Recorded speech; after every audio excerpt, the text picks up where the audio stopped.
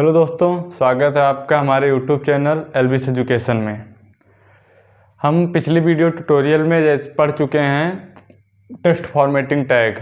अब उस text formatting tag को हम कोडिंग के रूप में कैसे लिखते हैं अपने HTML एडिटर में, वो हम इस वीडियो ट्यूटोरियल में इस वीडियो में देखेंगे।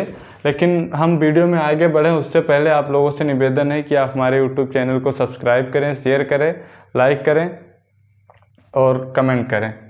तो देखिए, जैसे हमने पिछली वीडियो में अब पढ़ चुका है heading tag, paragraph, bold, italic, underline, strikethrough, सब स्क्रिप्ट,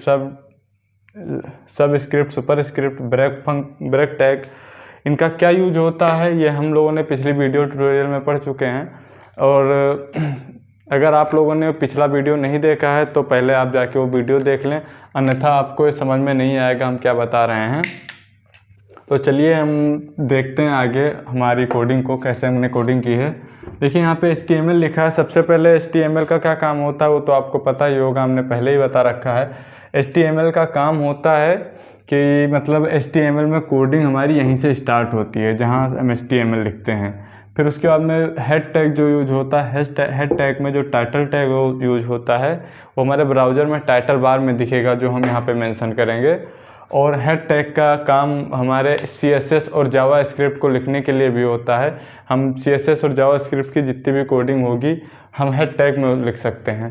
फिर उसके बाद में बॉडी टैग जो आता है, बॉडी टैग का क्या काम होता है हमने डिस्कस कर लिया है ऑलरेडी, लेकिन फिर भी हम बताते हैं। बॉडी टैग का जो काम होता है HTML में सबसे इम्पॉर्टेंट होता है।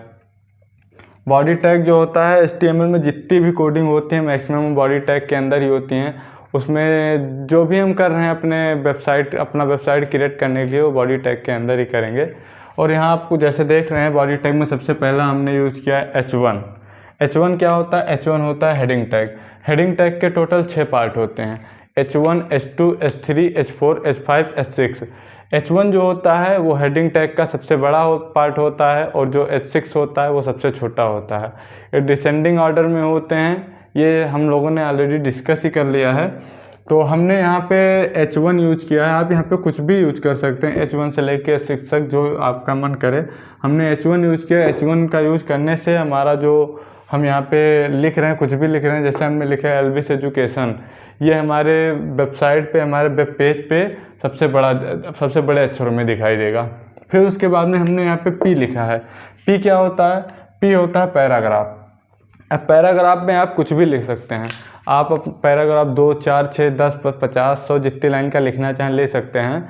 आप पैराग्राफ में ये डिस्कस करेंगे, आप पैराग्राफ में ये एक्सप्लेन करेंगे कि आप वेबसाइट जो बना रहे हैं उसके बारे में बताएंगे कि इसके बारे में, मतलब ये वेबसाइट क्यों हमने क्रिएट किया है, या फिर यूजर जो चाह रहा होगा उसके बारे में आप एक्सप्लेन करेंगे पैराग्राफ में। फिर उसके बाद में आप यहाँ देख रहे होंगे लिखा है Ram is a good boy. Ram is a good, B लिखा है। फिर उसके बाद लिखा है बॉय। फिर यहाँ पे बी क्लोज है। बी का कौन सा टैग होता है? बोल्ड। बोल्ड जो होता है उसको हम बी से डिफाइन करते हैं, उसको हम बी से प्रदर्शित करते हैं। तो अभी ये जो बॉय हमारा प्रिंट होगा हमारे ब्राउज़र में, वो सबसे जितनी भी हम यहाँ हमारे पैराग्राफ में कोडिंग हमने किया है, जितना भी हम यहाँ लिखे हुए हैं, वो हमारे ब्राउज़र में सबसे गाढ़ा और सबसे बड़े फॉन्ट में दिखाई देगा जो बॉय होगा, क्योंकि ये बोल्ड हो चुका है। उसके बाद में हु स्टडीज इन, फिर यहाँ आई आपको दिख रहा होगा। आई किसका साइन है? इटालिक का। आई इटालिक का साइन है। इससे क्या होता है, जो ये हम यहाँ क्लास लिखा हुआ है ये थोड़ा, और जितने वर्ड यहाँ हमारे पैराग्राफ में दिखेंगे उससे थोड़ा तिरछा दिखाई देगा। और सारे वर्ड बिल्कुल सीधे होंगे, लेकिन जो इटालिक होगा वो थोड़ा तिरछा हो जाएगा और वर्ड से। फिर उसके बाद में आप यहाँ देख रहे होंगे इटालिक के बाद में फिर टोयल लिखा है, फिर सप लिखा है, फिर यहाँ पे TH लिखा है। अब यहाँ हम इसमें ये हमारा जो सुपर स्क्रिप्ट टैग है ये इसमें हम डिफाइन कर रहे हैं। सब का मतलब सुपर स्क्रिप्ट टैग का शॉर्ट फॉर्म होता है सब। इसको हम HTML में सब लिखते हैं, सुपर स्क्रिप्ट टैग को। अभी जैसे आप यहाँ कोडिंग कर रहे हैं एडिटर में, आप ऐसा लिखेंगे 12th, डायरेक्ट आप इसको ब्राउज़र में नहीं लिख सकते हैं। और ब्राउज़र में हमको इसको चाहिए इस तरह से। तो इसके लिए हमारे पास कोई ना कोई टैग होगा, वो टैग हमारे पास है सुपर स्क्रिप्ट टैग है, ठीक है। तो हम क्या करते हैं, यहाँ पे इसे लिखे, इसे 12 लिखे, फिर ऐसे, फिर TH, फिर यहाँ बंद कर दिए। अभी ये हमें आउटपुट क्या दे देगा, 12th, ठीक, ये हमें 12th आउटपुट दे देगा। सुपर स्क्रिप्ट का काम मैक्सिमम हम जो डेट हमको निकालना होता है, पास्ट का, फ्यूचर का, या फिर कोई क्लास जैसे होता है फर्स्ट सेकेंड थर्ड, उसमें जैसे थर्ड में RD लास्ट में लिखा होता है, 12th में TH लास्ट में लिखा होता है। तो ये जो हमारा 12 लिखा होता है उसके थोड़ा ऊपर साइड पे लिखा होता है TH, तो उसी के लिए हम सुपर स्क्रिप्ट टैग यूज करते हैं। फिर उसके बाद में आप यहाँ देखेंगे BR लिखा हुआ है। BR का क्या मतलब होता है, इसे लिखा है Ram is a good boy who studies in class 12th, ठीक। फिर आपको यहाँ से लग रहा होगा कि यहाँ के बाद में फुल स्टॉप होगा और यहाँ से लाइन चेंज होगी। तो लाइन चेंज करने के लिए हम कौन सा टैग यूज करते हैं, BR टैग यूज करते हैं। यहाँ पे हमने BR टैग यूज किया और आगे हम जो लिखा हुआ है हमारा, in class 12th he read the formula of water which is H2O। तो यहाँ जो इन के बाद में हमारा सेकेंड लाइन में आ जाएगा, जितने भी हम BR लगाने के बाद में हम जितना भी लिख रहे हैं हमारा सेकेंड लाइन में आ जाएगा, लाइन ब्रेक हो जाएगी, ओके।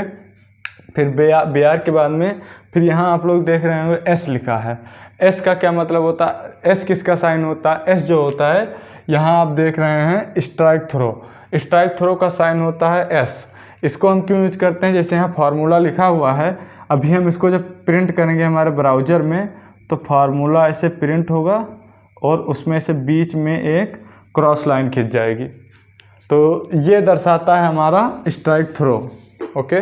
फिर इसके बाद में आप देख रहे हैं यहाँ लिखा हुआ है, आपको नज़र आ रहा होगा सब का क्या कहाँ यूज होता है, सब का मैक्सिमम यूज हम पिछले वीडियो में बता चुके हैं। सब का हम मैक्सिमम यूज साइंस के फार्मूला निकालने के लिए करते हैं।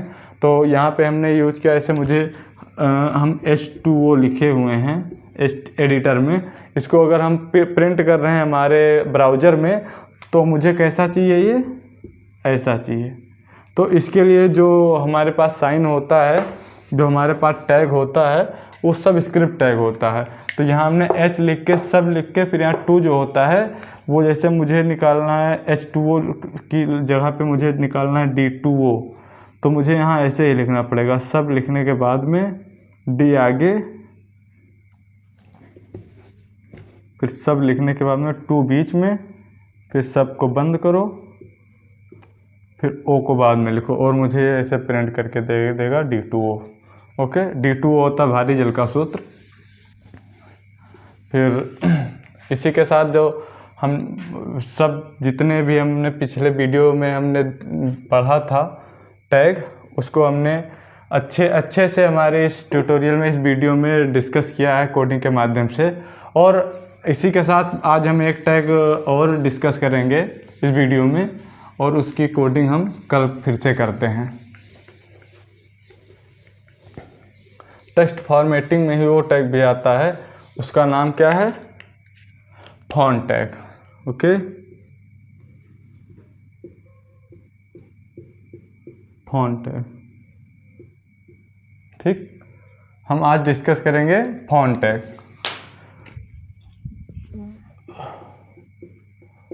थोड़ा साइज बड़ा कर लें इसका।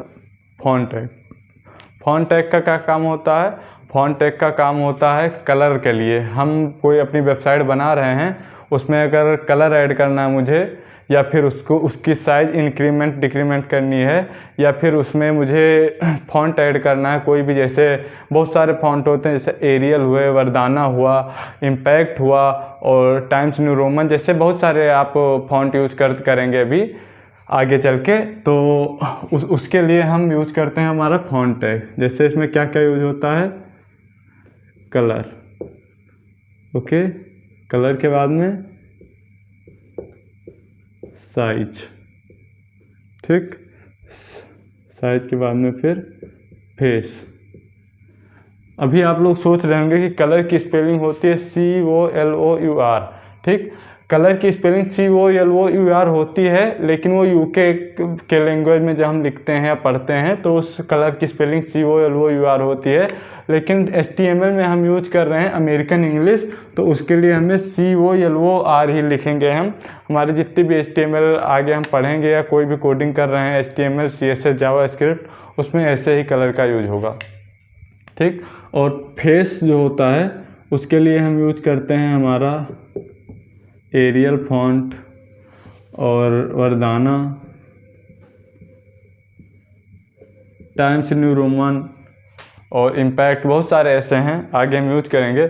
और जैसे हम वेबसाइट अपनी कोई वेबसाइट क्रिएट कर रहे हैं और हम कलर जैसे मुझे नहीं याद आ रहा है कि हम कलर कौन सा है, जैसे इस कलर का क्या नाम है या कौन सा कलर है, तो जैसे ब्राउन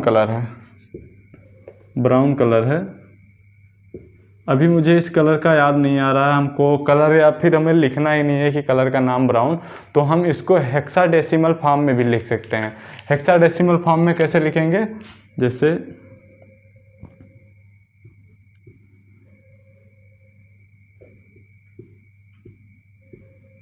ओके।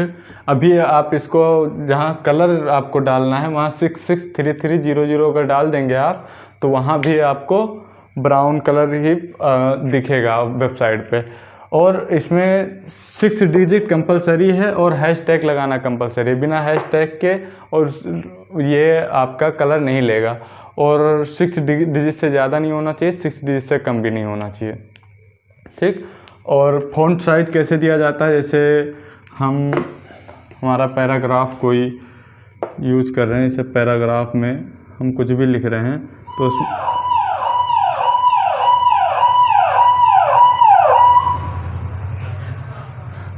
फ़ॉन्ट उसमें ऐसे फ़ॉन्ट दे दिया जाएगा, फिर उसकी साइज यहाँ पे ऐसे साइज दी जाएगी, ठीक।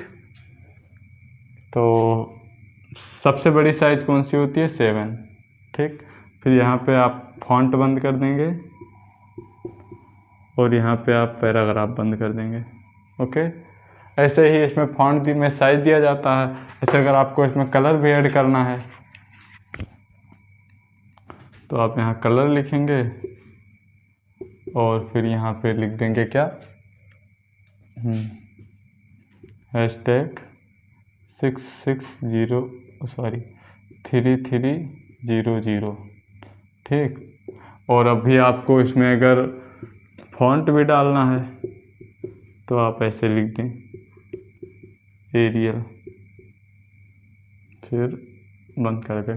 अभी ये सारा आपको मतलब आपका ले लेगा इसमें एक साथ। और एक बात का खास कर ध्यान रखिए आप फ़ॉन्ट डालने से पहले कि कुछ फ़ॉन्ट ऐसे होते हैं जो आपके विजिटर होते हैं, जो आपके वेबसाइट पे विजिट कर रहे हैं यूज़र होते हैं, उनके सिस्टम में सपोर्ट नहीं करता है। तो उसके लिए क्या होता है कि जो यूज़र सिस्टम का डिफ़ॉल्ट फंक्शन होता है वही आपका वो ले लेगा, फ़ॉन्ट जो होगा, जो डिफ़ॉल्ट फ़ॉन्ट होगा वही ले लेगा।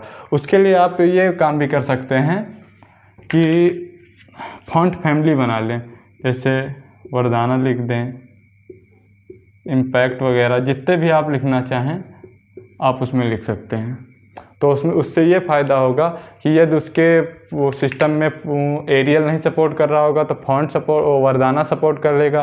अगर वर्दाना नहीं सपोर्ट कर रहा है, इम्पैक्ट नहीं कर रहा होगा तो टाइम्स न्यू रोमन, ऐसे ही आप फ़ॉन्ट फैमिली बना के भी कर सकते हैं।